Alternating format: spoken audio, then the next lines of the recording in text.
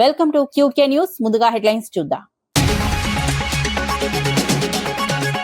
అంగన్వాడీలో రాజకీయ జోక్యం సరికాదన్న కవిత. జీవోను వెంటనే వెనక్కి తీసుకోవాలని డిమాండ్. చిన్నారుల భవిష్యత్తుతో రాజకీయాలు చేయవద్దని హెచ్చరిక. అంగన్వాడీ కార్యకర్తల గౌరవం కాపాడాలని పిలుపు. వైద్యులే నిజమైన హీరోలంటూ లోకేష్ సందేశం. కోవిడ్ త్యాగస్ఫూర్తిని కొనియాడిన మంత్రి. డబ్బు కంటే దయ బాధ్యత ముఖ్యమన్న సూచన. నూతన వైద్యులకు శుభాకాంక్షలు తెలిపిన లోకేష్.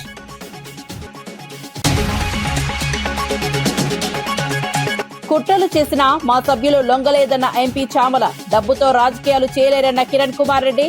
ప్రజల విశ్వాసంతోనే విజయం సాధ్యమైన వ్యాఖ్య. నైతిక విలువలకు కట్టుబడి ఉంటామన్న ఎంపీ.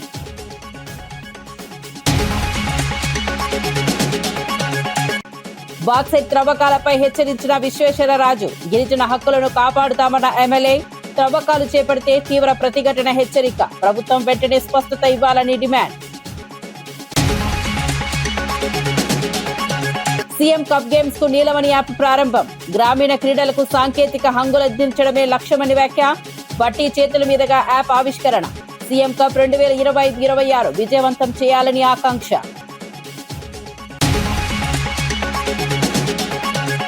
ఇక వార్త వివరాల్లోకి వెళ్తే, అంగన్వాడీ టీచర్ల విషయంలో రాజకీయ జోక్యం ఉండేలా ప్రభుత్వం ఇచ్చిన జీవో సరైంది కాదని తెలంగాణ జాగృతి అధ్యక్షురాలు కల్వకుంట్ల కవిత విమర్శించారు.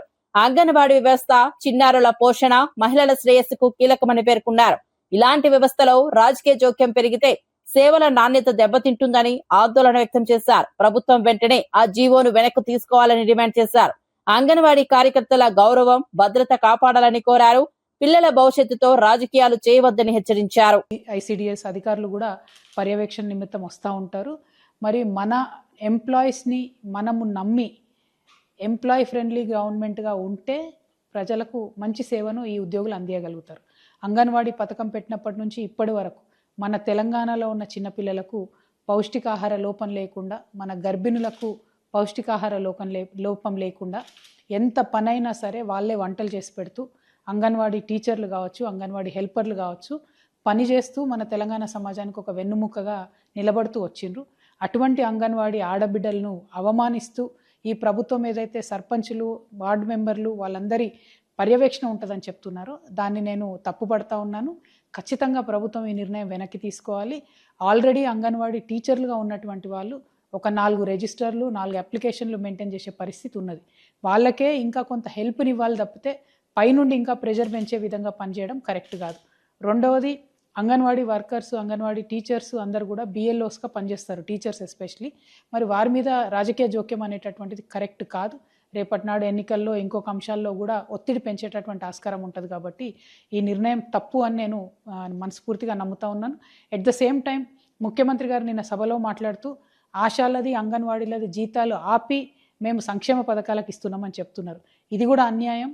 ఆశాలకు, అంగన్వాడీలకు దాదాపు 12 నెలలు, 9 నెలలు, 6 నెలలు జీతాలు పెండింగ్ ఉన్నటువంటి పరిస్థితి ఒక పక్క.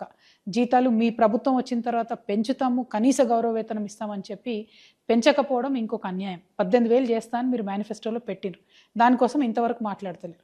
అవి పోగా మీరు సంక్షేమ పథకాల కోసం వీళ్ళ జీతాలు ఆపుతున్నామని చెప్తున్నారు.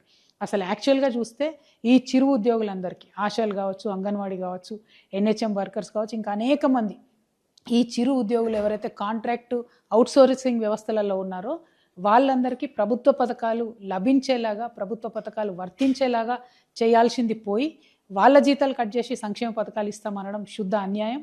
ఇది తప్పు. మీరు మాట తప్పుతున్నారు. మీరు మేనిఫెస్టోలో ఇచ్చిన విధంగా అంగన్వాడీలకు తక్షణమే జీతం పెంచాలి. సర్పంచ్లు రాజకీయ జోక్యం లేకుండా మరొకసారి జీవోను సవరించాలని డిమాండ్ చేస్తున్నాను. Thank you. జై తెలంగాణ. ఎన్ని కుట్రలు, కుతంత్రాలు చేసినా తమ కోరం సభ్యులు లొంగలేదని ఎంపీ చామల కిరణ్ కుమార్ రెడ్డి తెలిపారు. జనగామ చైర్మన్ అభ్యర్థిని గెలిపించినందుకు ప్రజలకు రుణపడి ఉన్నానన్నారు. డబ్బు వెదజల్లినంత మాత్రాన రాజకీయాలు చెల్లవని స్పష్టం చేశారు. ప్రజాస్వామ్య ప్రక్రియలో నైతిక విలువలు ముఖ్యమన్నారు. ప్రజల విశ్వాసంతోనే ఈ విజయం సాధ్యమైందని పేర్కొన్నారు. భవిష్యత్తులోనూ పారదర్శక రాజకీయాలకు కట్టుబడి ఉంటామని తెలిపారు. నిన్న మొన్న వాళ్ళు ప్రయత్నాలు చేసినా మాకున్న కోరంలో ఉన్నటువంటి 15 మంది సభ్యులు దేనికి లొంగకుండా ఈరోజు మమ్మల్ని నమ్ముకొని మా చైర్మన్ అభ్యర్థిని గెలిపియడాన్ని నేను వాళ్ళకు ముఖ్యంగా రుణపడి ఉన్నా అని చెప్తున్నా. రెండోది, ప్రజాస్వామ్యంలో డబ్బు ఉంది కదా అని విపరీతంగా డబ్బు ఏదో తల్లినంత మాత్రాన ఈ రాజకీయాలు చెల్లవు. పక్కన చేరియాల్లో చేసిర్రు, సక్సెస్ అయినాం కదా అని ఏడబడితే ఆడ చేస్తా అంటే నడవదు. అక్కడ మేము చూడలేదు కాబట్టి నడిచింది. ఆడ కూడా అభ్యర్థి రాకముందే అభ్యర్థికి డబ్బులు ఇచ్చి అభ్యర్థిని కొనే ప్రయత్నం చేసిర్రు. దాని ఆడియోలు కూడా బయటకు వచ్చినాయి. కాబట్టి ముందు జనగామ రాజకీయంలో కాంగ్రెస్ జెండా ఎగరేస్తాం. ఇక నుంచి ఇటువంటి దరిద్రపు రాజకీయాలను అరికడతాం. డబ్బులు ఉన్నాయి కదా, అందరినీ అధిగమిస్తాం. నిలబడ్డ వారిని ప్రజలు ఓట్లేసి కాంగ్రెస్ పార్టీని గెలిపిస్తే వాళ్ళని కూడా కొంటాం. అవసరమైతే ఏదైనా చేస్తామనే విర్రవీగుడు తనానికి ఇవాళ భగవంతుడే లక్కీ డ్రాలో టై అయినాక కూడా డిస్టర్బ్ చేయడానికి ప్రయత్నం చేసిర్రు. తెలంగాణలో మున్సిపాలిటీలు, కార్పొరేషన్లలో బీసీలకు అత్యధిక ప్రాధాన్యం కల్పించామని టీపీసీసీ అధికార ప్రతినిధి చరణ్ కౌశిక్ యాదవ్ తెలిపారు. చైర్మన్లు, వైస్ చైర్మన్లు, మేయర్లు, డిప్యూటీ మేయర్ పదవుల్లో 60% కంటే ఎక్కువ స్థానాలు బీసీలకు కేటాయించామని వెల్లడించారు. 85 మున్సిపాలిటీలో 51 స్థానాలను బీసీలకు ఇవ్వడం సామాజిక న్యాయానికి నిదర్శనమన్నారు. ఎస్సీ, ఎస్టీ, ముస్లిం, ఓసీ వర్గాలకు కూడా సముచిత ప్రాతినిధ్యం కల్పించామని పేర్కొన్నారు. సమగ్ర అభివృద్ధే ప్రభుత్వ లక్ష్యమన్నారు. తెలంగాణ రాష్ట్రంలో కాంగ్రెస్ ప్రభుత్వం మున్సిపాలిటీలో కావచ్చు, కార్పొరేషన్లో బీసీలకు అత్యధికంగా కార్పొరేషన్ కౌన్సిలర్ టికెట్ ఇచ్చుతూ పాటు మేయర్లు, డిప్యూటీ మేయర్లు, అదే కాకుండా మున్సిపల్ చైర్మన్లు, వైస్ చైర్మన్లు అత్యధికంగా బీసీలకు 61% పైగా తెలంగాణ రాష్ట్రంలో కాంగ్రెస్ ప్రభుత్వం బీసీలకు కేటాయించింది. అందులో నల్గొండ జిల్లా నుంచి 9, నిజామాబాద్ నుంచి 7, మహబూబ్నగర్ నుంచి 12, మెదక్ నుంచి 5, కరీంనగర్ నుంచి 6, రంగారెడ్డి నుంచి 3, వరంగల్ నుంచి 4, ఆదిలాబాద్ నుంచి 4, ఖమ్మం నుంచి 1.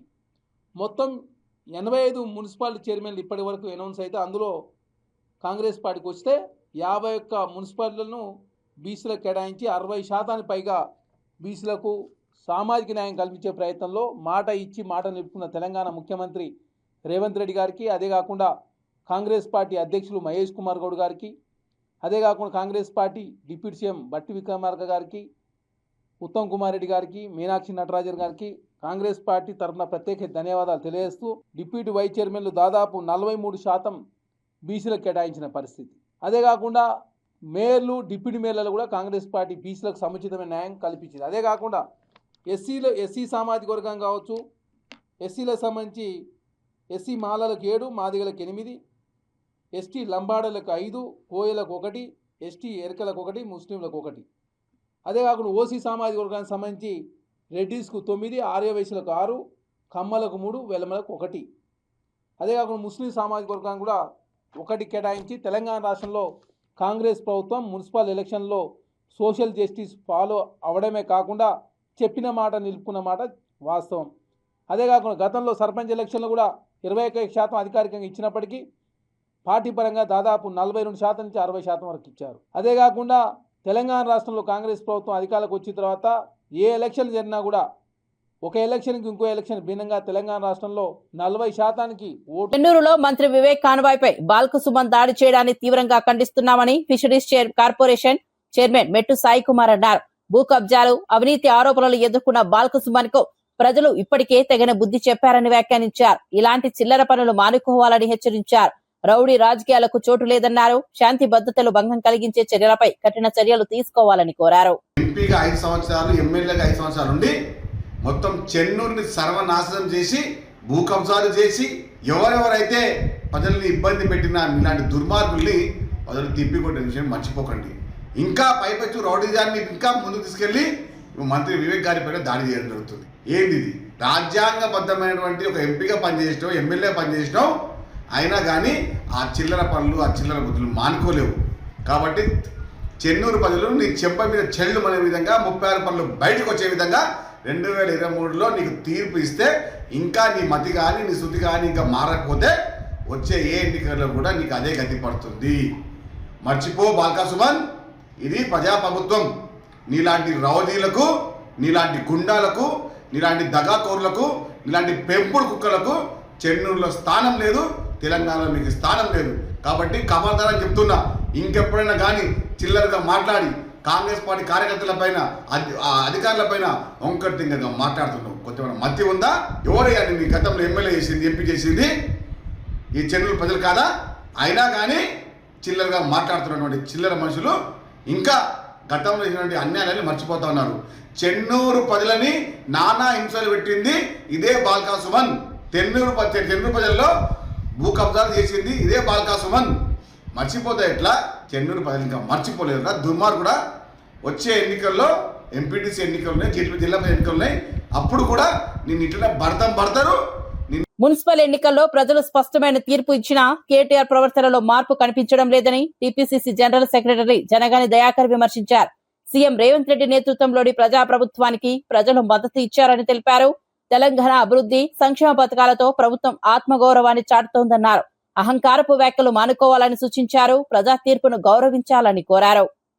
ఇవాళ నీకు ఐటీ మంత్రిని చేసి ఇవాళ తరతరాలు తరగని ఆస్తిని మీ అయ్య మీకు ఇచ్చిండు కాబట్టి మీ అయ్య మీకు బంగారమే. కానీ ఇవాళ ముఖ్యమంత్రి రేవంత్ రెడ్డి గారు మీ అవినీతి పైన, మీ అక్రమాల పైన మిమ్మల్ని ఎదిరించి గడీలను కూలదోసి ఇవాళ తెలంగాణ 4 కోట్ల తెలంగాణ ప్రజలకు విముక్తి కలిగించి ఇవాళ తెలంగాణలో ప్రజా పాలనకు మార్గదర్శకుడయ్యారు. కాబట్టి ఇవాళ సన్నబియ్యం లాంటి పథకాన్ని తీసుకొచ్చి అనేక మంది అభాగ్యులకు, పేదలకు కడుపు నిండా అన్నం పెట్టినటువంటి మహారాజ్ అయ్యాడు. ఇవాళ మహిళలకు గతంలో మీరు బతుకమ్మ చీరలని, సూరత్ చీరలు తీసుకొచ్చి మహిళల్ని అగౌరవపరిస్తే మా ముఖ్యమంత్రి రేవంత్ రెడ్డి గారు అధికారం రాగానే ఇవాళ మహిళలకు నాణ్యతమైన చీరలు ఇచ్చి మహిళల ఆత్మగౌరవాన్ని చాటుకున్నాడు. ఇవాళ పేదలు, మధ్యతరగతి ప్రజలకు 200 రూపాయల యూనిట్ ఇచ్చి ఇవాళ వాళ్ళ జీవితాలకు ఇవాళ ఒక భారాన్ని కూడా తగ్గించాడు. ఇట్లా అనేక చెప్పుకుంటా పోతే ఇవాళ పండిన పంటకు గిట్టుబాటు ధర లేక,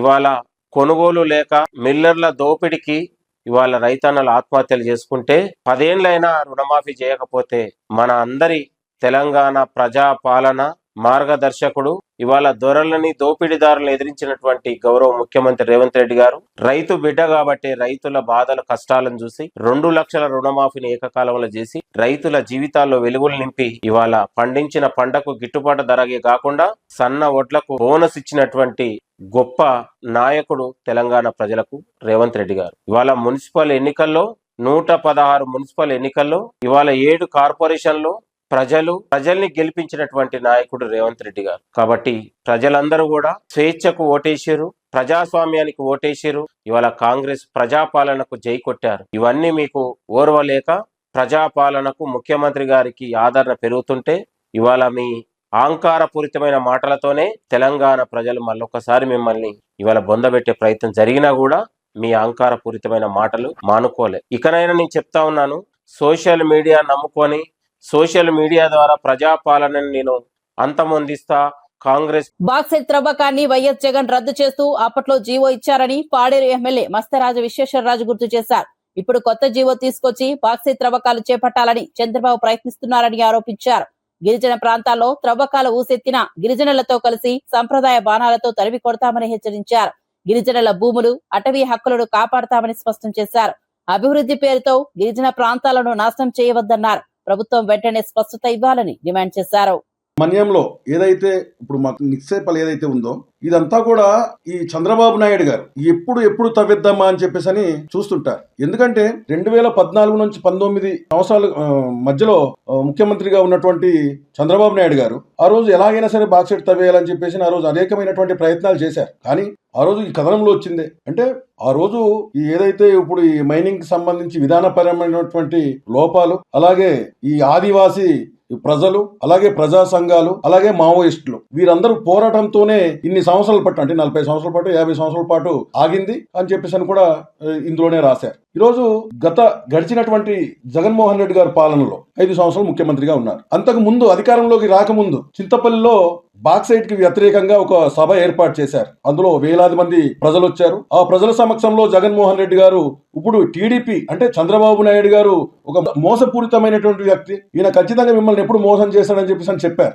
కానీ ఇక్కడ గిరిజన ప్రాంతంలో ఉన్నటువంటి ప్రజలందరికీ కూడా చంద్రబాబు నాయుడు గారు మోసపూరితమైన మనిషి, ఒక మోసం చేసే వ్యక్తి అని చెప్పేసి అని అందరికి కూడా తెలిసిన విషయమే. అప్పుడు జగన్మోహన్ రెడ్డి గారు నేను అధికారంలోకి వచ్చిన తర్వాత ఖచ్చితంగా ఈ మైనింగ్ ఏదైతే బాక్సైట్ ఈ తవ్వకాలు మైనింగ్ కి సంబంధించినటువంటి జీవో ఏదైతే ఉందో ఖచ్చితంగా నేను రద్దు చేస్తానని చెప్పేసి మాట ఇచ్చారు. ఇచ్చిన మాట ప్రకారం మా జగన్మోహన్ రెడ్డి గారు ఆ రోజు నెల రోజుల కాలంలోనే జీవో నెంబర్ 97 రద్దు చేసి గిరిజనులు పక్షపాతిగా నిలిచినటువంటి వ్యక్తి మా గౌరవ మాజీ ముఖ్యమంత్రి శ్రీ వైఎస్ జగన్మోహన్ రెడ్డి గారు. కానీ ఈ కూటమి ప్రభుత్వం కుటిల ప్రయత్నాలు అంటే ఇప్పుడు 2014 నుంచి 19లో చేయలేకపోయాం కాబట్టి ఈ జగన్మోహన్ రెడ్డి గారు జీవో రద్దు చేశారు కాబట్టి మళ్ళీ ఒక కొత్త జీవో తీసుకొచ్చేసి ఖచ్చితంగా ఈ బాక్సైట్ ని ఎలాగైనా సరే తవ్వేయాలని చెప్పేసి ఈ రోజు ఈ చంద్రబాబు నాయుడు గారు ప్రయత్నాలు చేస్తున్నారు. అంటే మీరు అధికారంలోకి వచ్చిన వెంటనే మా గిరిజన ప్రాంతంలో అంటే కొయ్యూరులో ఉన్నటువంటి రంగురాల క్వారీ అంటే 16 ఎకరాలు మీరు ఎవరికో లీజుకి ఇప్పిస్తారు. ఇప్పుడు పెదవలసలో ఉన్నటువంటి లాటరైట్ క్వారీ ఇంకా అది కూడా మీరు ఆల్రెడీ అనుమతులు ఇచ్చేశారు. ఇప్పుడు కొత్తగా ఉన్నటువంటి 6 బ్లాకులు ఏదైతే ఉందో ఇప్పుడు చింతపల్లి గాని, సప్పర్ల, అనంతగిరి, గుర్తేరు, గూడెం, కాటంరాజు కొండల్లో ఉన్నటువంటి ఈ బాక్సైట్ ని కూడా తవ్వేసేయాలి. నేను మీడియా ద్వారా ఈ కూటమి నాయకులకు గాని, కూటమి ప్రభుత్వానికి గాని ఒకటే నేను హెచ్చరిస్తున్నాను. మీరు మంజంలో ఉన్నటువంటి అంటే ఇప్పుడు మావోయిస్టులు అడ్డుగా ఉన్నారని చెప్పేసి మీరేమో వాళ్ళని నిర్మూలించవచ్చు, కానీ ఇక్కడ మా గిరిజన ప్రాంతంలో ఉన్నటువంటి మా ఆదివాసుల్ని గాని అలాగే ప్రజా సంఘాలని గాని రాజ్యాంగానికి విరుద్ధంగా ప్రభుత్వం పరిపాలిస్తోందని మాజీ ఎమ్మెల్యే కరణం ధర్మశ్రీ ఆరోపించారు. ప్రభుత్వాన్ని ప్రశ్నించే నాయకుల గొంతు నొక్కాలని కూటమి ప్రభుత్వం ప్రయత్నిస్తోందన్నారు. రాజ్యాంగ విరుద్ధంగా చేసిన ప్రతి చర్యకు లెక్క కట్టి వడ్డీతో సహా చెల్లించాల్సి వస్తోందని హెచ్చరించారు. ప్రజాస్వామ్య విలువలను కాపాడాలని డిమాండ్ చేశారు. అధికార దుర్వినియోగాన్ని సహించబోమన్నారు. ప్రజల హక్కుల కోసం పోరాటం కొనసాగుతుందని స్పష్టం. మరి ఏ రకంగా వాళ్ళు నెలవారీ బత్యం వల్ల గాని లేదా ప్యాకేజీ ద్వారా గాని ఎలా అయితే నోరు మోయించారో అలా అందరినీ నోరు మోయించాలని అనుకుంటున్నారేమో, కానీ నోరు విప్పే ప్రతి ఒక్కరు కూడా వైఎస్ఆర్ కాంగ్రెస్ పార్టీకి అండగా ఉండి ఆ నాయకత్వం వహించినటువంటి మంచి నాయకత్వం. అందులో భాగమే భక్తుల మనోభావాలు దెబ్బతీస్తున్నటువంటి తిరుమల తిరుపతి దేవస్థానంపై జరిగినటువంటి పంది కొవ్వు, ఆవు కొవ్వు కలిసిందే అని చెప్పి అభండాలు వేస్తూ భక్తుల మనోభావాలు దెబ్బతీస్తున్నటువంటి తరుణంలో దాన్ని ప్రశ్నించి చాలా తప్పు చేస్తున్నారు, మీరు చేసిన తప్పుకి ఆ వెంకటేశ్వర స్వామి మిమ్మల్ని భవిష్యత్తులో రాజకీయంగా సమాధి కట్టే పరిస్థితి ఉంటుందని అడిగినందుకు ఈ రోజు రాంబాబు గారిని జైలు పాలు చేసినటువంటి సంగతి మన అందరికీ తెలుసు. ఇలాంటి విషయాలు ఎవరైనా సరే ప్రశ్నిస్తే, అదే బడ్జెట్ విషయంలో కూడా ఏదైనా ప్రశ్నిస్తే వాళ్ళు ఎక్కడ గొంతు నొక్కాలని చూడడమే టీడీపీ కూటమి తాలూకు ఎజెండా. మొన్న బడ్జెట్ చూసాం, బడ్జెట్ చూస్తే బడ్జెట్ లో ఉన్నదంతా కూడా పెద్ద డొల్ల, బడ్జెట్ బుక్ చూస్తే గొల్ల. అలాగే అందుకని ఈ రోజు ఈ సందర్భంగా బడ్జెట్ చెప్పినటువంటి పయ్యావుల కేసు మాటలు చూస్తే పెద్ద పొల్ల. అందుకనే ప్రజలు తప్పనిసరిగా ఈ కూటమి ప్రభుత్వాన్ని కొడతారు భవిష్యత్తులో జల్లని మాత్రం ఈ సందర్భంగా మనవి చేస్తూ, ఎట్టి పరిస్థితుల్లో కూడా వీళ్ళందరూ కూడా ఎట్టి పరిస్థితుల్లో రెడ్ బుక్ రాజ్యాంగాన్ని అమలు చేయడం ప్రధాన ఎజెండా కింద పెట్టుకున్నారు. కానీ అంబేద్కర్ రచించినటువంటి రాజ్యాంగ స్ఫూర్తితో కూటమి నాయకులకి సమాధి కట్టే రోజులు దగ్గరలో ఉన్నాయి. మీరు ఏ విధంగా అయితే రాజ్యాంగాన్ని విరుద్ధంగా చేస్తున్నారో చేస్తున్నటువంటి అన్నిటికీ కూడా ఇవన్నీ కూడా లెక్క కడుతున్నాం. దానికి 100% కూడా చట్టపరంగా వడ్డీతో చెల్లించే రోజులు దగ్గరలో ఉన్నాయని మాత్రం ఈ సందర్భంగా తెలియజేస్తూ 3 గంటలకి అంబటి రాంబాబు గారిని కలుస్తాం. ఆ మిగిలిన విషయాలన్నీ కూడా తర్వాత చర్చిద్దాం. కాకినాడ జిల్లా పిఠాపురంలో ఐతేనగర్, కరివేపాకులపేట ప్రాంతాల్లో యువకుల మధ్య ఘర్షణ చోటు చేసుకుంది. ఇరు వర్గాలు ఒకరిపై ఒకరు కత్తులతో దాడి చేసుకోవడంతో స్థానికంగా భయాందోళన నెలకొంది. గాయపడిన వారిని సమీప ఆసుపత్రికి తరలించారు. సమాచారం అందుకున్న పోలీసులు ఘటనా స్థలానికి చేరుకుని పరిస్థితిని అదుపులోకి తీసుకొచ్చారు. ఈ ఘటనపై కేసు నమోదు చేసి దర్యాప్తు ప్రారంభించారు. ఘర్షణకు కారణాలపై విచారణ కొనసాగుతోంది. అదనపు బందోబస్తు ఏర్పాటు చేసి శాంతి భద్రతలు కట్టుదిట్టం చేశారు. ఘర్షణకు కారణాలపై విచారణ కొనసాగుతోంది. అదనపు బందోబస్తు ఏర్పాటు చేసి శాంతి భద్రతలు కట్టుదిట్టం చేశారు.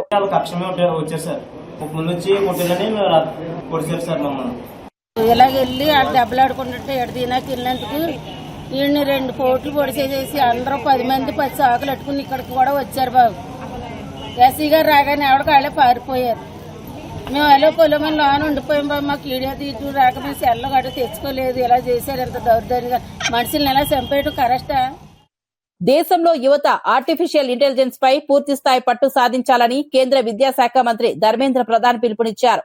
సాంకేతిక రంగంలో వేగంగా మారుతున్న పరిస్థితులకు అనుగుణంగా నైపుణ్యాలు పెంపొందించుకోవాలని సూచించారు. విద్యా సంస్థలు, పరిశ్రమల మధ్య సమన్వయం పెంచాలని తెలిపారు. యువత ఆవిష్కరణల ద్వారా దేశ అభివృద్ధికి తోడ్పడాలని కోరారు. డిజిటల్ యుగంలో ఏఐ కీలక పాత్ర పోషిస్తోందని పేర్కొన్నారు. భవిష్యత్తు ఉద్యోగ అవకాశాలు కూడా సాంకేతిక నైపుణ్యాలపైనే ఆధారపడి ఉంటాయని తెలిపారు.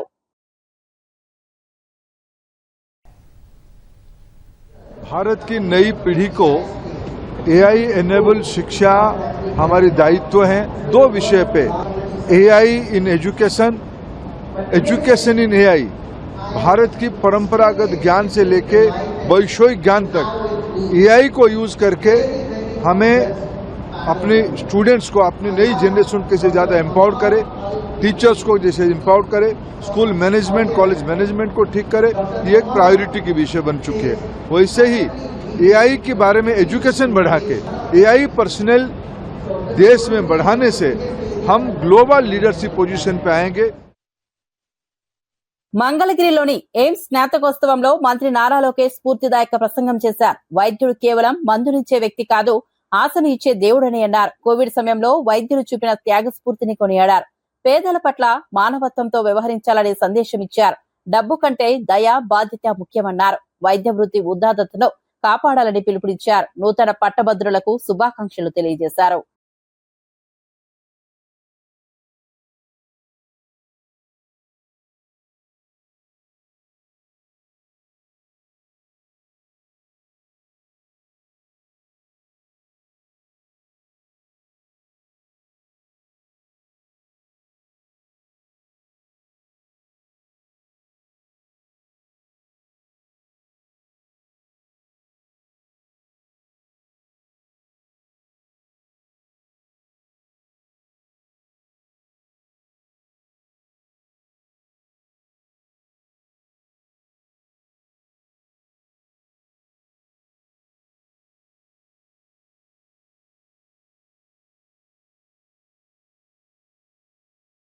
భారత్ ఫ్రాన్స్ మధ్య ప్రత్యేక వ్యూహాత్మక భాగస్వామ్యం కుదిరిందని ప్రధాని నరేంద్ర మోదీ తెలిపారు.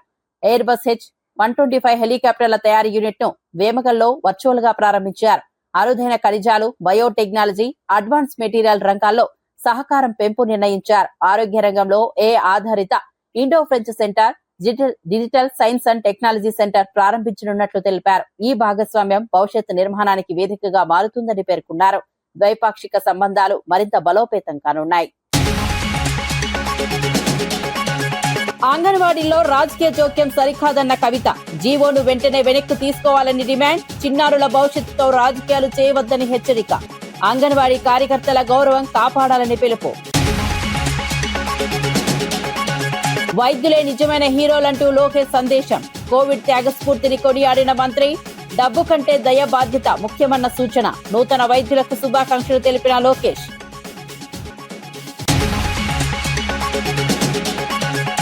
కుట్రలు చేసిన మా సభ్యులు లొంగలేదన్న ఎంపీ చామల. డబ్బుతో రాజకీయాలు చేయలేరన్న కిరణ్ కుమార్ రెడ్డి. ప్రజల విశ్వాసంతోనే విజయం సాధ్యమైన వ్యాఖ్య. నైతిక విలువలకు కట్టుబడి ఉంటామన్న ఎంపీ.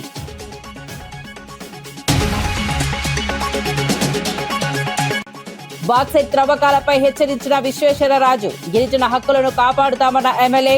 త్రవ్వకాలు చేపడితే తీవ్ర ప్రతిఘటన హెచ్చరిక. ప్రభుత్వం వెంటనే స్పష్టత ఇవ్వాలని డిమాండ్. సీఎం కప్ గేమ్స్ కు నీలమణి యాప్ ప్రారంభం. గ్రామీణ క్రీడలకు సాంకేతిక హంగులందించడమే లక్ష్యమని వ్యాఖ్య. బట్టి చేతుల మీదుగా యాప్ ఆవిష్కరణ. సీఎం కప్ 2025-26 విజయవంతం చేయాలని ఆకాంక్ష. మరిన్ని అప్డేట్స్ కోసం చూస్తూనే ఉండండి QK న్యూస్.